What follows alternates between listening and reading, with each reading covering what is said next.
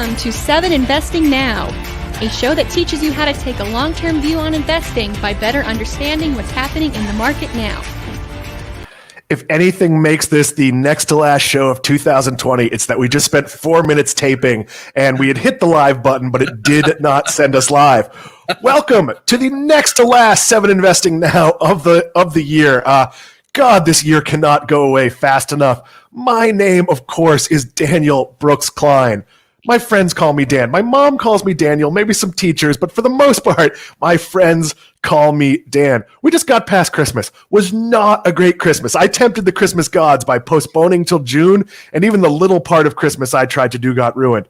Austin Lieberman, what was your favorite part of the holiday season? Well, for the second time in the last 5 minutes, my favorite part of Christmas and this holiday season was just playing with kids and seeing them enjoy gifts. And we got a basketball hoop for them. We say it's for them, but I think it's really for me. It's one of the ones that's about head height for me, and we can adjust it to go up. But right now they're young enough to where it's pretty much head height. So I'm terrible at basketball, but for the first time I can dominate them on the court. I could slam dunk. I could do all the things that I got made fun of for when I was a kid for not being able to do. We had 7 and 8 foot hoops, 2 different courts when I was at summer camp. And as adults, it's like 14, 15-year-olds. We would play like 1-on-1 or 2-on-2, and you feel like a Superman. But Steve, that's got to be what you feel like on a regular court anyway. You're like 11 feet tall. I used to like basketball a lot. I'm not as thin as I used to be, but yeah, I was a high jumper, so I enjoyed it a lot. But no, I enjoyed Christmas too. I forgot to mention 5 minutes ago when we weren't live that I did a turkey on the Traeger, so that was maybe my favorite part. But that would have been happy everything. So that would have been a better choice than what we did. As you know, we've pushed Christmas to June. We're gonna have a big Chris Monica New Year's party in June. We're not doing any of the holidays. We didn't have anniversary gifts. Like we basically skipped. Our birthdays are both in October. We skipped them all. But I decided, hey, I'll order at least some turkey. I'll order like a Christmassy kind of dinner from Smoky Bones, which is a national barbecue chain. I placed my order the 23rd. I got my receipt, says pick it up Christmas at noon. You guys know the ending to this. I drive to Smoky Bones, Christmas at about 11:45.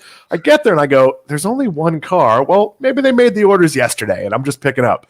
No, they were not there. They're in fact not open. They did not find this all that important the next day when I called them up and told them they ruined Christmas. I said we're all excited. Tiny Tim took it the worst of all. He was just crying right at the table. We ended up having Christmas pizza because that's all that was left by the time it was time for us to order. We're moving, so there's not a lot. We moved, so not a lot of food in the house. But guys, this is a special edition of 7 Investing Now. We're going to do a first of our 2-part look back at the year 2020. There's very little good to say about 2020 other than it brought us 7 Investing and, well, really not that much else of 7 Investing and, I don't know, Wonder Woman? Haven't seen it yet. It has not been a great year. But I asked Steve and Austin, and later this week on Wednesday, the rest of the team, to bring what they think the most interesting, most important, we didn't define it all that much, story in their sector was for the year. We're going to get to that really quickly. We're going to follow that with predictions for 2021. And then I did an interview with Ravi Kumar. He's the head of the direct bank at CIT. He talked about New Year's resolutions and the changes people are making. That's our first ever played from tape live during the show interview on this platform. So, hey, it's 2020. That should go great. Why don't we start? Oh, and I forgot. We are going to start first with 4 questions about the market. I forgot. We switched the order up. We're going to go to the year in review after that. Steve, we'll start with you. Aside from the pandemic, what surprised you the most about 2020? There's a lot to choose from on this one. Steve. Were there surprises in 2020? I thought it was kind of boring, but no. I think what surprised me the most, to be honest, was the resilience of the stock market as a whole. That we had this massive pullback that I was actually a little worried about in late December, given sort of the euphoria in the markets, but how quickly it snapped back and just how forward-looking everything was and is. So I would say the ferocity of the rebound and how it sustained itself so far. It's optimism in the face of the worst situation imaginable, but at least we see some light at the end of the tunnel today. I think It's weird. We're a pessimistic society, but somehow when it comes to the stock market, we're like endlessly optimists. Austin, how do you answer that question? Dan, I don't think we're a pessimistic society. I think pessimism is often like what we see, but in general, I think there's a lot of people that think, that are optimistic, and certainly business owners are optimistic. That's why they're business owners. I think interest rates, housing interest rates have really surprised me in 2020. So we got our mortgage in 2018, and we were scared it was going to be over a 5% interest rate for a little while leading into that. We ended up with like around a 3.9, and then we've refinanced twice this year. Once we got it down to 2.875, and then just this weekend through Rocket Mortgage, which if anybody's thinking about refinancing, they've been incredibly easy. We got down to 2.25 for a 30-year VA loan. So normal rates might be a little bit different, but I would have never imagined a 2.25 interest rate in 2020. It's just insane. My first mortgage was at 8%. I was pretty stunned when I got 4%. I think the house we're selling, we're at like a little over 3%. And if we weren't selling, it might make sense to refinance. Though I'm not sure I ever want to go through that again. Question 2, and we'll start with Austin. Do you think the massive amount of people who started trading, not investing, during the pandemic will be a positive or negative in the years to come? Austin. I have no idea. I don't really care or focus on it too much. I think the good thing that's happened is investing is more accessible. There's always cons that come with that. There's people that unfortunately get tricked into certain schemes or thinking about profit in months or weeks versus long term. But in terms of the people who started trading, I don't know. I just like the trends that we're seeing in terms of investing and financial awareness being talked about more and being more common. And now it's hopefully on services like us to help people make use of that for the long term and invest in what we think is the right way. There are some lessons you could learn here, and I hope people learn them. The problem is the worst thing that can happen to you in the stock market is to like buy some stock you know nothing about and it goes up by 10,000%. It's the equivalent of to walking in a casino, putting all your money on like number 8 and having it come up in roulette. You're like, roulette's easy. I win every time. That is not how it works. Steve Symington, your thoughts here. I think it's a positive in that the market is, like Austin said, becoming more accessible and more people are familiar with it and less intimidated by it. And I think that was something that a lot of people struggled with, 10, 20 years ago, was that the stock market felt intimidating and unapproachable. And so in that sense, it's good. I'm a little afraid that people are going to get burned, and we're going to get a lot of people who've never really felt the pain of significant losses.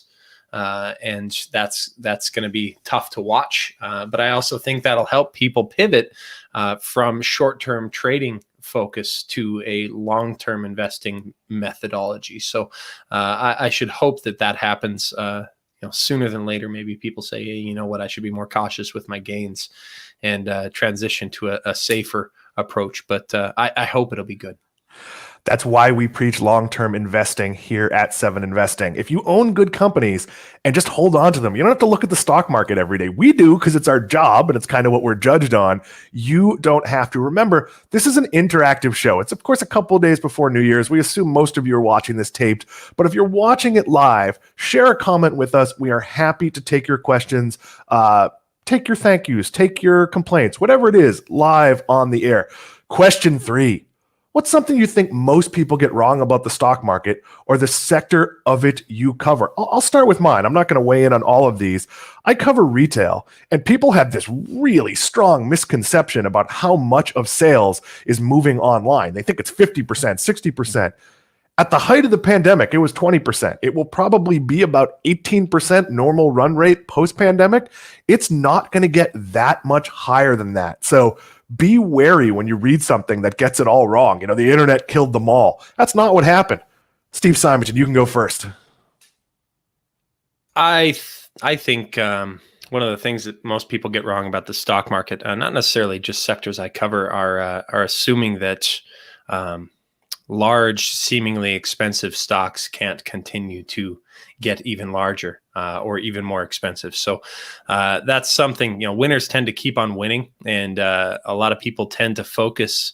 And there is some merit to focusing on a potential turnaround or stocks that are beaten down unnecessarily. But often people are afraid to add to their winners over time. And they're afraid to start investing because something's climbed. But really, the best time to start investing is now. We tweeted that out earlier. And even bit by bit, dollar cost average your way. And don't, if you've got a bunch of money to put to work, maybe just put a little bit of it to work at a time over the next several months. That way, if the stock market continues to climb, you participate. If it falls, you still have some dry powder to put to work. And just ease your way in if you're looking to put money to work at this stage. And for those of you new to this world, dry powder means available cash. We assume a lot of you know that kind of stuff, but we like to be accessible to everybody. Austin Lieberman, your answer to what are people getting wrong about the market or your sector in general? This is a huge question. You got 90 seconds. I think a mistake that's really easy to make, and I make it, and I think a lot of us make it, is just grouping stocks, companies really together and making blanket statements. So, for example, high risk, high reward, or growth stock, value stock, whatever. And you'll see a bunch of data and research out there that shows low risk stock. This is one I saw over Twitter this weekend. Low risk stocks actually produce higher return than high risk stocks. And they look at 4,000 companies in 20 different countries. That's all great. That data is great, but it's really not applicable to us as people who invest in individual companies, because our approach is not to follow any of those rules where we can only invest in one type of company or another type of company, or even FANG or whatever grouping of stocks. We look at big trends, and then we try to find great companies to invest in for the long term.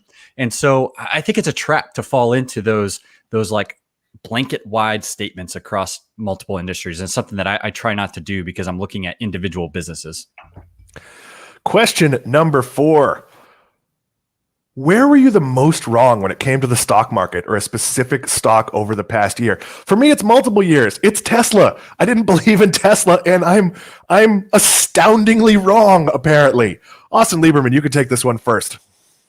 I was trying to pull up the data. So this year specifically, so there's this little game on Twitter. It's a game. I don't short companies, but you pick one long and one short. And the company I picked short in this game was GameStop, because I just didn't see what the business, and I think the stock has actually done pretty well this year. Because you're right, but it's a really well managed company, so their death is going to take much longer than expected. Yeah, but that's an example of hey, you could be right about something, and if you short a stock or use margin or something like that, you could totally get destroyed. And then anyway, long term, again, Dan, and I'd just like to remind myself and the viewers of this as much as possible. I sold Shopify. I had 200 shares in 2016 or something like that at about $50 a share, and it's like $100,000+ mistake at this point, because shares are around $1,200 last time I checked. But he used it to buy rollerblades, so all is good. I have no idea what he bought it for, but sometimes, and we've talked about this with Steve, sometimes when you sell something, if it's for the right reason, Steve sold shares to buy his house. You can be happy about that, even if it turns out to be the wrong thing, because that's why we invest. Steve, I'll give you the last word in this question, and then we're going to take some questions from the viewers. Where was I wrong? Oh, man. I think I was wrong in that I was overly skeptical of the rally early on this year, the rebound, how just like I mentioned earlier, ferocious it's been from its March lows. And I expressed some of that caution to 7 Investing subscribers earlier this year. And I said, I'm a little nervous with how quickly this has rallied, but I'm staying invested. That was sort of the caveat, was that I'm using caution right now, but that doesn't mean I'm selling anything. And that's just kind of how we do it. We buy businesses, we hang on to them for the long term, and we do sell or we don't generally sell very easily.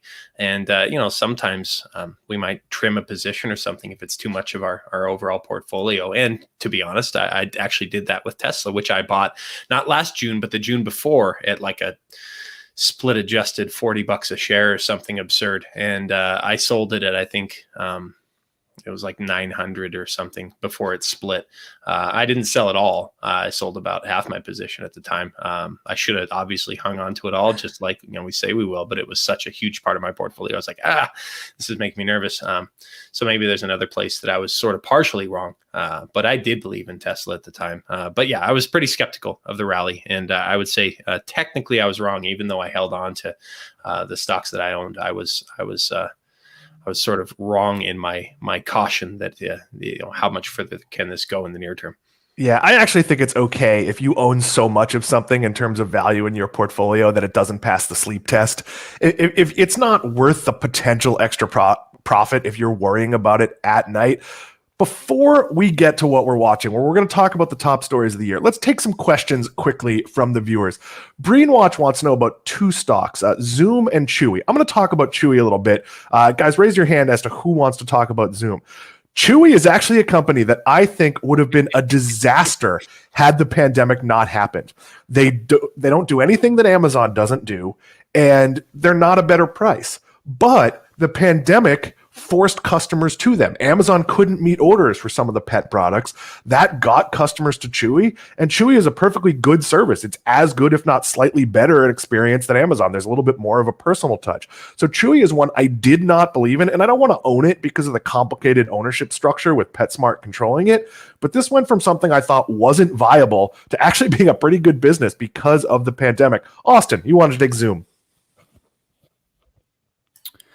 Yeah, Zoom. I've talked a lot about it on Twitter, so just search Twitter #ZM and then 7 Austin L, and you'll see like all the stuff I've said about Zoom. I've been very bullish on the company all year. I'm still bullish on the company. I think a lot of people think it's going to crash or that it's in some type of bubble. I don't think it's in a bubble at all. I think the capabilities of Zoom provide businesses a required way to communicate and with each other, and also now with subscribers, and to sell things and do video calls and meetings. Their sales are phenomenal. It's growing 300% year over year. Basically, that growth is going to go down in 2021, but the stock really isn't that excessively priced given the how exceptionally the business has performed. It's sitting at a forward price to sales ratio of around 30. And in the previous quarters, it has been growing over 300% year over year. And when we think about how fast that business scaled, the founder-led management, how innovative they are, and they're now talking about getting into calendar and email, this is going to continue to outperform the market, I believe, and it's one of the strongest businesses in the world. It won't outperform like it did in 2020, but I think over the 5-10 years, still a great business to own. Yeah, I agree. We're not going to Zoom as much. We're probably, when we can have in-person meetings, we're not going to have our weekly Zoom happy hour. We're just occasionally going to fly someplace and have some drinks together, maybe an appetizer or something. But we're still going to have work meetings for Zoom. We're still going to record over Zoom. We don't record this show, 7 Investing Now, over Zoom, but we do our podcast and some of our other team events. Steve, I'm going to take the one from Yeshupa. If you could take the one from Uijal, I'm not reading that correctly, that would be great. Yeshipa wants to know, will 7 Investing cover stocks on the Toronto Stock Exchange? We're allowed to. It's certainly possible one of us would pick something that trades on a foreign exchange. Steve, I don't know if we've done it yet, but there are no rules about where we can pick our stocks from. Yeah, so the task we've been given as lead advisors at 7 Investing is pretty simple. It's to find the single best stock idea in our personal opinion. So me, Austin, Dan, and the 4 other advisors we have, the single best stock idea in any given month. We present that to you. So if it's on the Toronto Stock Exchange, what if it's BlackBerry or something, then sure. We can cover them. We can pick them. We want to be able to easily buy them through a U.S. brokerage account. Obviously, because we do put real money to work, but yeah, that's certainly within the realm of possibility. If one of our stock ideas happens to be on the TSE. So, and that second question from Ujwal, I'm not sure how to say it. SAS stocks, he says, what do you think about their recent valuation? Should a retail investor book profits or stay for the long term? How much pullback can we expect in SAS stocks? How to maintain a balance? Several questions in one there. You could make the argument, say that certain SaaS stocks are overvalued. And by SaaS, he means software as a service. So these are companies that are pursuing recurring revenue streams and offering software as a service, literally. And I think, a lot of people are comparing this to like the tech bubble of the early 2000s with some crazy valuations. But we've talked about this several times before, that SaaS stocks in general, we think some of them might actually justify their valuations because the quality of their revenue streams is higher. Their gross margins are healthier. They're focusing on better overall businesses. So I won't venture a guess as to how much pullback we can expect in SaaS stocks. I wouldn't rule out a near-term correction for some of them. But anyone who tells you, to be honest, that they know exactly what stocks are going to do in the near term over the next 6 months, for example, is either ignorant or naive, in my opinion. And, that's very tough. Maybe those are harsh words, but you can't say in the near term, exactly what stocks are going to do. So I won't venture a guess as to how much pullback we can expect, but I just stay invested. Expect pullbacks. This is a feature, not a bug of the markets. And that's just kind of how we approach it.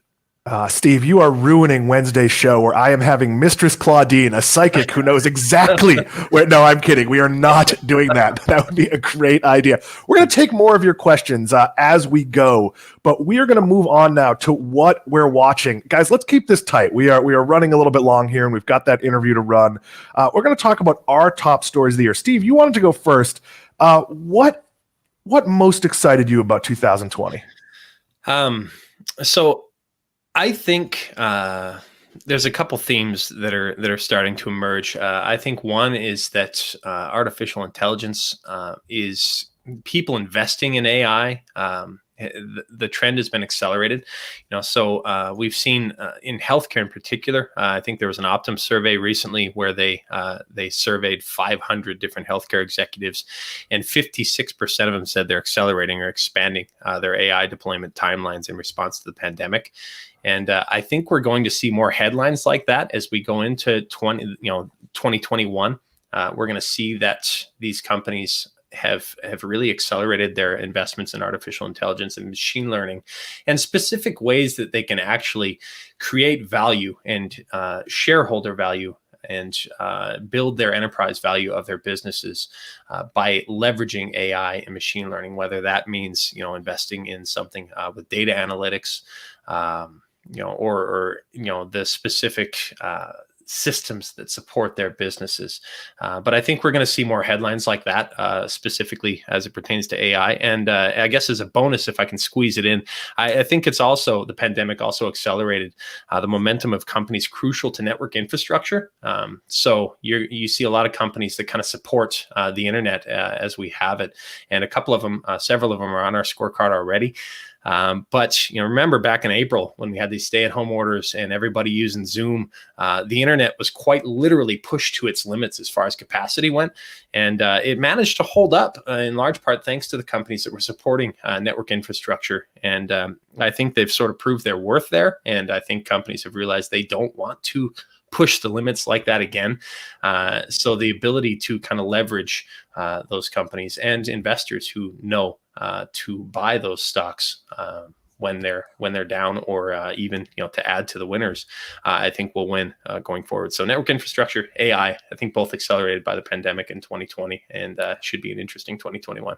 The internet at the beginning of this was like the Magic Kingdom at Disney World on Christmas. They hit capacity. It's very unpleasant, but eventually you get where you were going. There were a lot of times where I actually was curious about this, and feel free to message us. Anybody who watched Wonder Woman on HBO Max on Friday, we didn't because of our dinner saga. I'm curious how they handled the load on that. That feels to me like it would be like probably, or maybe Pixar's Soul on Disney Plus. Feels like that would be the most watched movie of all time all at once. I might be wrong, but I'd be curious to know if the experience was good. So, Austin, your topic is one that's near and dear to our heart. Simon Erickson, our CEO, and by extension, all of us, started a business in 2020. And our goal isn't to be a small business, but we're a small business at the moment. A lot of people followed our lead. Austin, talk about the business boom in the US. Yeah, and this, I think unexpected for me and unexpected from a lot of people after a pandemic. But the number of new businesses in America is booming. That's the title of an article that came out in The Economist in October 10th. And I mean, that trend is continuing. But really, that's the fact, right? They've seen, data shows that new business applications basically through 2020 are at a 14-year high. The last time new business applications were anywhere near where they are now or this year was in 2006. And then it kind of dipped down after the great financial crisis. And I think when you think about what a global pandemic and a global recession, or even there were talks of a depression happening, when you think about what that would do, you would think that would kill small business, right? But this has been interesting because it was basically a forced global recession, and just the dynamics of it and where we're at with exactly what Steve was talking about, cloud computing, internet infrastructure, how cheap and easy it is to spin the services up that you need to start a business using literally just Zoom and Slack and then a payment processor. You could be teaching things online and have a business. But there's been, additional, not just like at home stuff, but additional startups and people doing all kinds of different things in AI and like genomic research, all kinds of things. Like there's at home businesses starting. There's, businesses that are of a much broader scale potentially than that starting. And I think the good news is what we see there is just innovation, right? And so I think this pandemic has been hard. It's been terrible in a lot of ways, but we're going to look back in 5 or 10 years and be amazed at the businesses that were started. Okta was started in 2008 at the beginning of the Great Recession. And so I think we're going to see stories like that. And we're going to look back at 2020 and see some amazing businesses that were started and amazing innovations that happened. And it won't be as bad as we're thinking 2020 was now. And it sounds crazy, but it was a boom year for people creating cleaning businesses. We decided we needed to be a little bit more careful about hygiene, and I don't think that's something that's going to go away. Sure, we're not going to need to disinfect our entire office every night, but there is a sort of new normal for that. There's a lot of things. Delivery. I don't think delivery is going to look like what it looks like now, but we want these conveniences. The pandemic pushed this forward. So as much as this was bad, there was some good. Simon, Austin, we're going to take the question from Lewis Carruthers. But before we do that, this, of course, is 7 Investing Now, and we are all lead advisors at 7 Investing. What do? Every month, we give you our 7 best ideas. Each of us picks one stock. We write a big report on it. We record a video where we can push back at each other. As a member, you get access to all of that, along with exclusive members-only meetings, all sorts of exclusive content. Steve might come to your house if you got something on a high shelf and help you get it down. We've got all sorts of things for members. That last one was a joke. How do you join? 7investing.com/subscribe. We won't belabor it. We got a lot of show left. But Lewis Carruthers says, in a wild year where investors have had triple-digit returns, how do you maintain realistic expectations for 2021? And can you fairly assess the quality of your investing strategy? We do that over years. Our investing strategy, sure, our track record at 7 Investing is great, but our track record as individual investors back when it wasn't as publicly tracked, there are still some places like Tip Ranks where you can see, some of our history before this. But Steve, why don't you weigh in a little bit here? Next year is not going to be like 80% gains for everything, but good companies are still going to do well. I think next year might surprise some people expecting a pullback. And we'll get to this in our finisher too. But that's a very good question. And when everybody's kind of getting pretty impressive gains, how do you fairly assess the quality of your investing strategy? It's difficult because a lot of people, what they'll do is say, hey, I bought this stock and it's quadrupled since March. And of course it has, like everything has.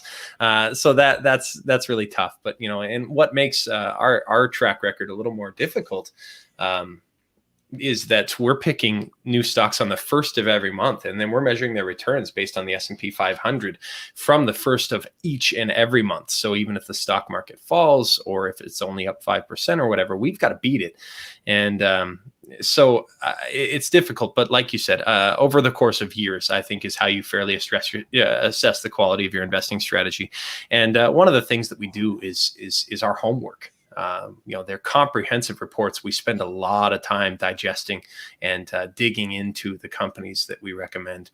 And I think you have to trust your homework and know what you're buying. And that's one of those investing principles that we're going to cover in a future podcast is form a thesis, know exactly why you own what you own, and just trust your homework.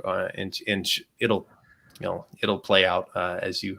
More often than not, if you're right more often than you're wrong, it should have fantastic long-term results. But long-term, Steve, I'm giggling because more than one of my high school teachers watches the show from time to time, and they're going to laugh at the idea that, sure, now I do my homework. Like, didn't do any of it for 4 years of high school. The one thing I'll say is, look at our investing thesis. So if you look at a stock we picked, and maybe it's up 70%, look at why we said it would go up. And I can think of, two of my picks that what I said would happen happened, but because of the pandemic, it happened much quicker than you would have expected.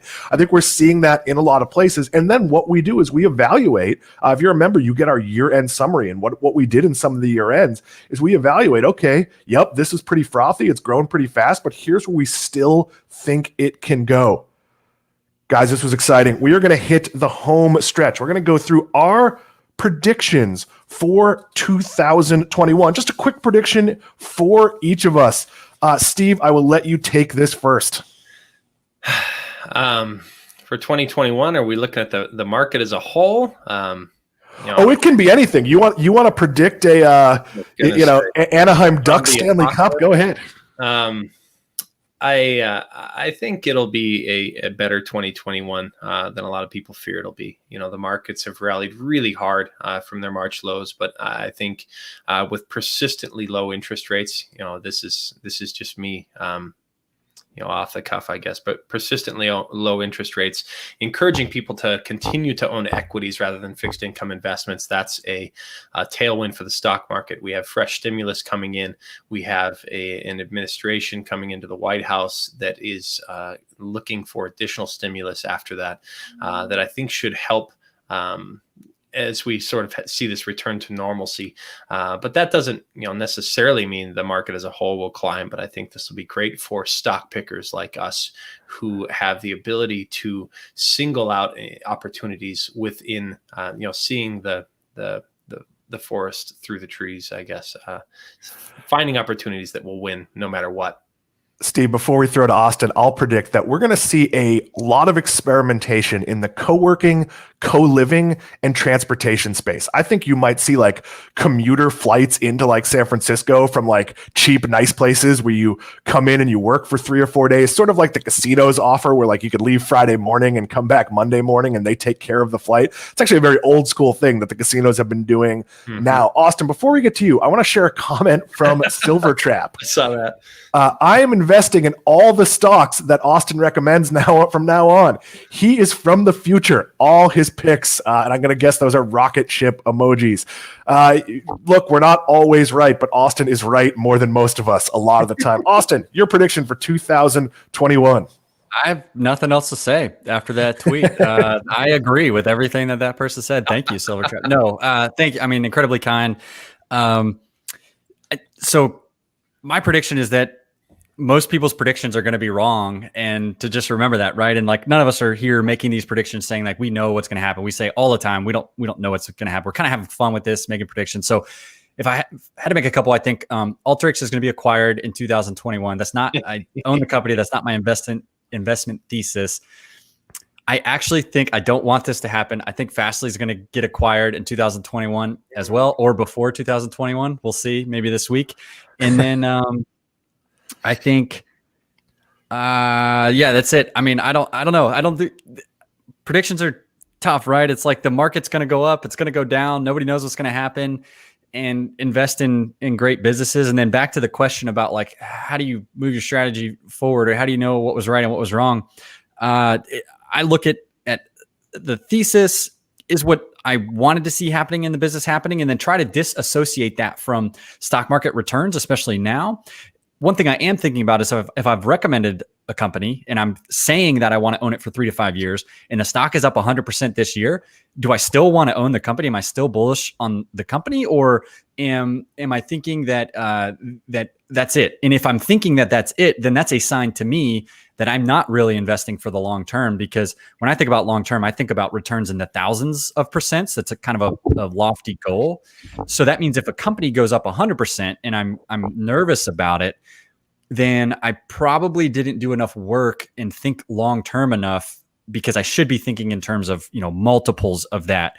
That's how I invest. And so I don't know, this has been a crazy year. I'd never expect returns like this, but by sticking to your process and having like a solid financial picture and living below our means, that allows us to stay invested. And because I don't know what's going to happen, maybe 2021 is more ridiculous than this year in terms of stock return. Oh dear God! Don't even say that. I don't let the market dictate. Seriously, I don't let the market and what happens dictate how I invest. It's you have a process. Try to own great companies, and then you manage your finances and your time horizons, and don't let the market dictate how you invest. That's how I try to invest, and I'm not at all perfect at it. In 2021, I fully expect to be doing this show from a beach in the Bahamas. We're going to take one last question before we get to my interview with Ravi Kumar. Steve Austin, this is from KVOP 27. And let me summarize. Rhetoric these days seems to be that in 2021, tech stocks are going to suffer. Given market can always surprise you, do you believe that? Are you worried about tech stocks in 2000? I'm not. I don't think in that timetable. But good companies are good companies. Steve, you first, and then Austin. Let's be quick on this one. I'd say I'm worried about some tech companies. It might not be sustainable if the quality of the business doesn't necessarily justify the valuation. But I won't use that as a blanket statement. It'll be muted for some tech companies that have soared unjustifiably. But I think the key is recognizing when that's not the case. So I think to say 2021 is going to be muted for tech companies, you shouldn't use that as a blanket statement, because there will be tech companies that will continue to climb. You're watching 7 Investing Now. This is part 1 of a 2-part year-end episode. We're going to have the whole rest of the team, minus Matt Cochran, who's dealing with some family business, on the Wednesday show. Before we hit our finisher, we've got a special treat for you. I sat down with Ravi Kumar. He's the head of CIT's Direct Bank. They did a survey on New Year's resolutions, and they found some really interesting things. 2020 has changed behavior. Let me give you a quick note before we play this, and we're going to come back after the interview. It's about 8 minutes long. This was taped before my home studio was done, so it's a work in progress. It's sort of, you're going to get to see a little bit behind the scenes. But Sam Bailey, if you would roll that interview, it would be appreciated.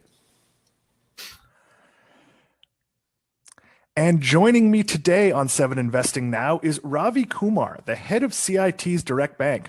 Ravi, welcome to 7 Investing Now. Thank you. Thanks for having me.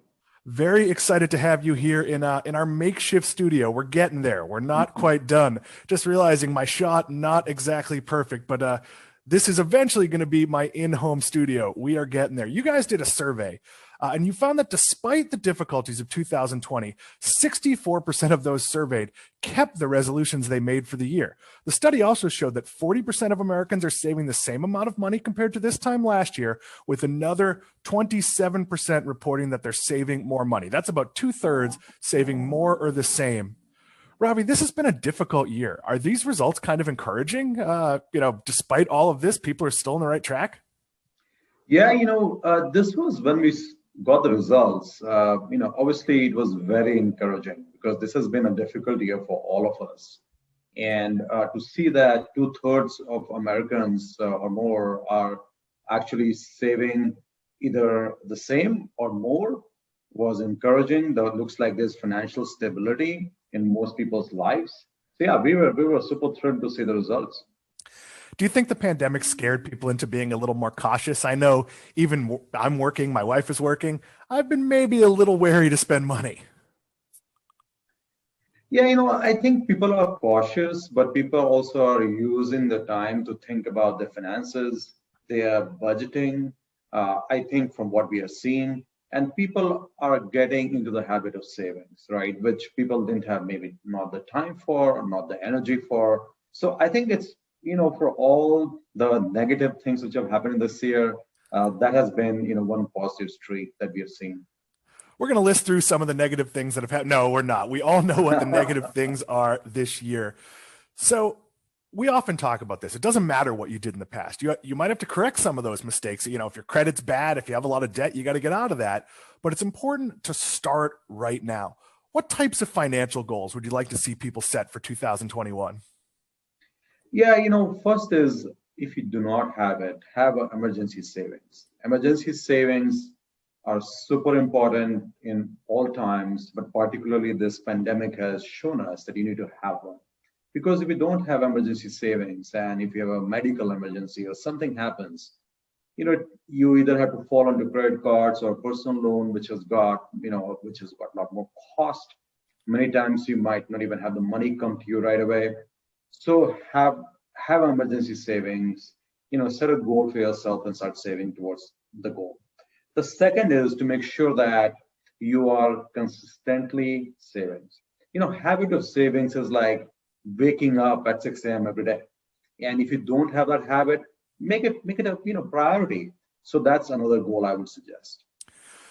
So let's talk a little bit about resolutions. On the Monday or last Monday's edition of 7 Investing Now, I said that my resolution for 2021 is to stop making dumb, impulsive tech purchases. I commented that I have about 60 different of those batteries you use to charge your phone, which is like maybe 54 more than I need. I mean, we live in a hurricane area, so having 4 or 5 is not the worst thing in the world in a household of 3, but I have way too many. I'm very susceptible for, wow, it's a new shape, or, whatever it is. But what types of resolutions are you seeing people make, and have they changed due to the, let's call it, unique year we've all been through? Yeah, when the survey came back, it was very interesting to see that, first of all, very resolutions consistent, not surprising.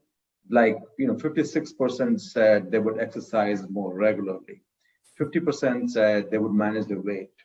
About 49, so let's about 50% said they would want to develop a habit of savings, and 50% said I would do more self-care. So all of these themes were very positive, but actually they revolved around self-care. And actually 39% said they would want to spend more time with the family. So people are finally because they had so much time to spend with themselves, they are like, I need to make my life better. I need to be healthy. I need to be saving more. And actually with Gen Zs, we found that 53% said they would want to develop a new skill because they have more time. So they want to develop new habits, new skills. So very positive. Difference is actually self-care. People want to take care of themselves and also obviously their finances. So very positive in going into 2021. I was going to say, I want to spend more time with some of the family, less time with the family I've been cooped up with for 7 months. It is no offense to them, but it has been a rough period. I'm sure a lot of people feel the same way. As we get close to the end here, it's not easy to stick to your resolutions. I know that I've always advocated making sort of very manageable resolutions. One year I wrote a column about it, that my resolution was eat more risotto. Really attainable. It was a new food to me at the time. I worked hard to accomplish that. And I joke a little bit, but what I told people they should be doing is cut the things that don't bring you joy. So we always talk about that cup of coffee. If you spend $5 a day, what if that cup of coffee is the bliss of your life? I love that morning cup of coffee. Now, am I wasting money in an afternoon at a lunch I don't need, or sometimes at dinner, maybe I'm getting a drink or a dessert that wasn't worth?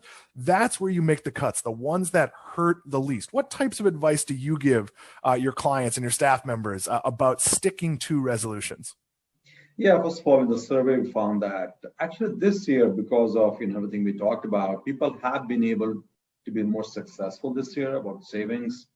But a few things I would say, right? First of all, if you have not explored opening an account with an online bank or direct bank, for example, our CIT bank is one of the top 10 direct banks. So open any direct bank, because then you could do all the banking you need from sitting in your home, on a couch, right? So that is important, because what that will do is you can open accounts and you can manage your accounts online on your phone as and when you want it. The second is to make sure that all these banks, like our bank, all of us offer you a lot of tools and also advice. Make sure you use them, right? So what I found is, for example, we have card controls. So if you have a debit card, if you have a checking account, you can actually set limits. For example, as you were saying, Dan, I don't want to spend money on this item. I don't want to spend more money than this amount. So you can set that up, and actually you can manage that very efficiently. And also, there are a lot of products which offer you and help you build a habit I had talked before. So it's all about setting a goal and actually saving, let's say, $100 or $200 a month. Just start there. And what if you build that habit and you save for X amount of months, X amount of weeks, what you'll find is that you're working and getting towards your goal. It's again, like for me, is waking up early, right? And waking up early at 6 a.m., it took me like almost 2 months to get there. So it's more same as that, right? So build up a habit. We have a product called Savings Builder, which actually helps you achieve that. And we have seen a big number of people actually use the product. And if you actually save more than $100 per month, they give you more interest. And when we have talked to people, it has been always about getting into that habit.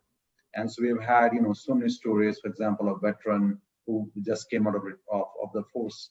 He said, he actually used the product to save money towards the down payment of his next house, right? And so they have got so many examples, and you could use all these tools to get where you need to be in your lives. So use the tools, build your habits, and you'll be off to a great start. Ravi Kumar, thank you for doing this. Ravi is, of course, the head of CIT's Direct Bank. I look forward to maybe next year a trade show. Maybe we could do this in person at Money 2020 or ETA Transactor. I don't know which shows you go to, but I go to them all. I look forward to it. Thank you, Ravi, for joining us on 7 Investing Now. Thanks, Dan, and thanks for having me. Thank you. And welcome back to the live show. We are just about ready to climb up to the top rope, hit our finisher. Austin Lieberman has a few minutes before he has to go. But Steve Symington, you wanted to take one more question from our viewers. We appreciate all of you today. Steve. Yes, there's a question from Tucker. Can you describe how the Fed is pumping up the economy, rates, bond purchases, etc.? So these are pretty closely correlated. I'll give you a 30-second answer on this. Really, the first thing, when it comes to keeping interest rates low or near zero, it essentially becomes really cheap to borrow money. It discourages saving and encourages reinvesting or spending by corporations and individuals alike. So essentially, basically spurs economic activity by keeping interest rates low. As far as bond purchases, it's a matter of injecting money into the banking system. So they'll buy bonds from banks and basically make sure there's plenty of money available in order to lend and spend, and essentially swaps out those bonds for cash in the economy, has the same byproduct of spurring economic activity. So that's essentially, in a nutshell, how the Fed uses two of its most powerful tools to basically prop up economic growth. It's got a lot more in its arsenal, but that's how it works. 30-second answer anyway. I thank you for so many of you watching. We're the only place where our 30-second answers go 2 minutes. This is an interactive show. We appreciate you watching. This is a movement. 7 Investing is about teaching people how to be long-term investors, and we do that here on the live stream. We do that through our paid investing service, 7investing.com/subscribe. But without further ado, we are all hooked up. We are ready to hit our finisher. Sam Bailey, share the graphic. How will the market perform in 2021? Austin, you mentioned optimism before. 61% said it will be up. 12% think it's going to finish the year down. Only about 7% predict a major prolonged crash. And about 19% say rocket to the moon, baby. Austin, I know you have to go. I'll give you a quick word here. No idea. Historically, the market's up 2 out of every 3 years. So if you're going by statistics, you're best off just voting that the market's going to go up.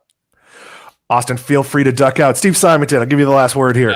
I'll say first, I have no idea. But if I had to vote, I would say it would end the year up. And that's just, I think there's plenty of tailwinds to prop things up, but I could be surprised. Mark Hammer, we appreciate you watching, and we appreciate all the kind comments. That finishes up our next to last 7 Investing Now for the year. But on Wednesday, the rest of the team, minus Matt Cochran, who, as I mentioned, on some family business, it is the Christmas season, we're going to do part 2. We're going to answer the same 4 questions. We're going to take your questions. We are going to do all sorts of stock-related stuff. And if you'd like to get in touch with us, we take your questions not just on the air. We're really active on social media. So you can reach us at 7 Investing on Twitter. That's the number 7 Investing on Twitter. That could be any of us. It's usually me in the morning. Or you could email us at info@7investing.com. Usually Steve answering the email, but he passes it out to all of us. And of course, it's the Christmas season, so we might be a little slower to answer, or traveling, or baking a gingerbread house, or whatever it is you do. I don't know. I'm Jewish. I don't know that much about the Christmas season. With that being said, thank you for watching 7 Investing Now. We will see you Wednesday.